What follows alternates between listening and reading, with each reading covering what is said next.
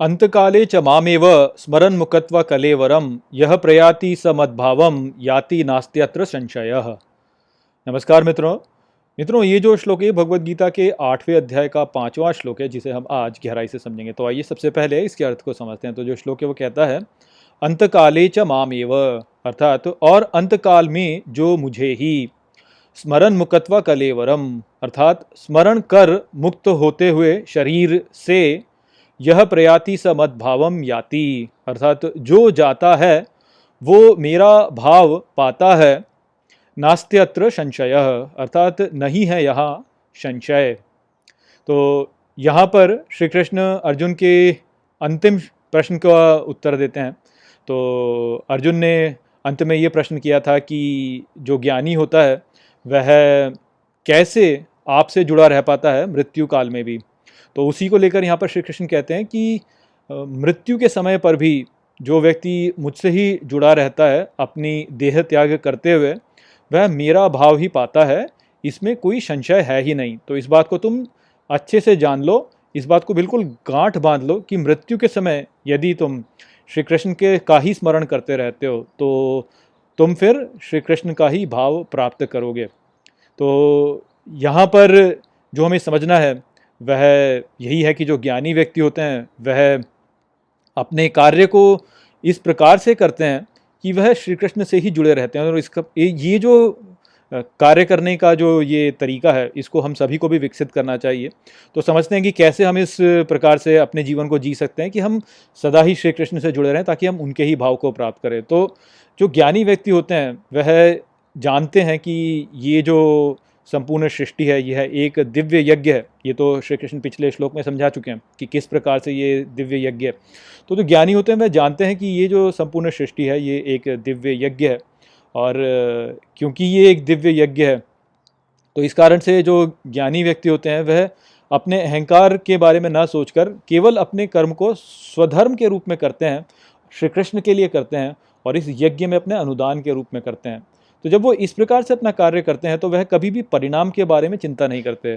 जो भी वो कर्म करते हैं वह केवल स्वधर्म के रूप में करते हैं। उनको कोई चिंता नहीं होती कि इसका परिणाम क्या होगा, और क्योंकि उनको कोई चिंता नहीं होती कि मेरे कर्म का परिणाम क्या होगा, इस कारण से वह शांत रहते हैं और उस मनोस्थिति में रह पाते हैं जहाँ पर कि वह श्री कृष्ण के साथ में जुड़े रहें।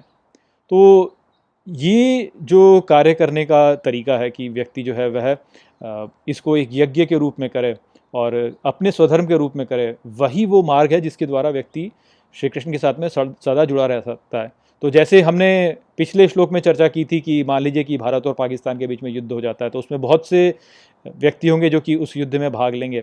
अब यदि इस युद्ध में भाग लेते हुए कोई व्यक्ति केवल ये सोच के युद्ध में भाग लेता है कि अरे वाह, मेरा देश जो है वो जीत जाएगा और हम फिर अच्छे शक्तिशाली बन जाएंगे और फिर हम वर्ल्ड पावर बन जाएंगे और फिर हम सारी दुनिया पर अपना राज चलाएंगे, तो वह जो युद्ध में भाग लेना होगा वह उचित मनोभाव नहीं होगा। जो उचित मनोभाव होगा वो यही होगा कि मैं अपने राष्ट्र के व्यक्तियों का भला चाहता हूँ, और क्योंकि ये मेरा राष्ट्र है तो मेरा ये स्वधर्म है कि मैं अपने राष्ट्र के व्यक्तियों का भला जो है उसके लिए कार्य करूँ। तो उस भले कार्य करने के रूप में मैं युद्ध में, यदि कोई युद्ध में भाग लेता है तो वह जो रूप होगा वह उचित रूप होगा। और उस प्रकार से जब कोई स्वधर्म के रूप में कार्य करेगा तो फिर वो युद्ध में भाग लेगा, और युद्ध का फिर परिणाम जो भी हो वह व्यक्ति ये तो जानता ही है कि श्री कृष्ण उसके मित्र हैं, तो जो भी कुछ हो रहा है वह वास्तव में अच्छे के लिए ही हो रहा है। तो इस कारण से वह व्यक्ति कभी परिणाम की चिंता नहीं करेगा, क्योंकि उसको परिणाम तो पहले से ही पता है कि परिणाम क्या है, भला।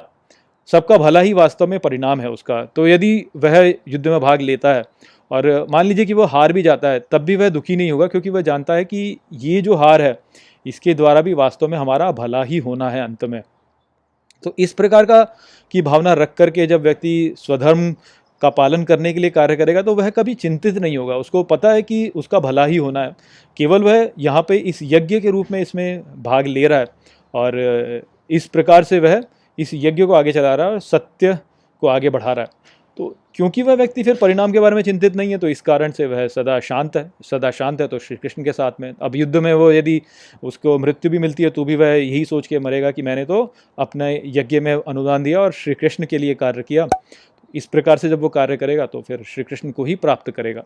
ये बात है जो कि यहाँ पर श्री कृष्ण बता रहे हैं। तो आशा करता हूँ कि मैंने इस श्लोक को आपको अच्छे से समझा दिया होगा।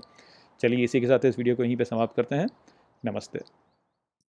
वीडियो को अंत तक देखने के लिए धन्यवाद। यदि आपको ये वीडियो पसंद आया हो तो इसको अपने प्रियजनों के साथ में साझा करें और इस ज्ञान को और फैलाएं। यदि आपके पास कोई भी प्रश्न है तो मुझसे इंस्टाग्राम पर जुड़िए। वहाँ पर मैं हर शनिवार रात को एक लाइव Q&A सेशन रखता हूँ और आप मुझसे वहाँ पर अपने प्रश्न पूछ सकते हैं। जय श्री कृष्ण।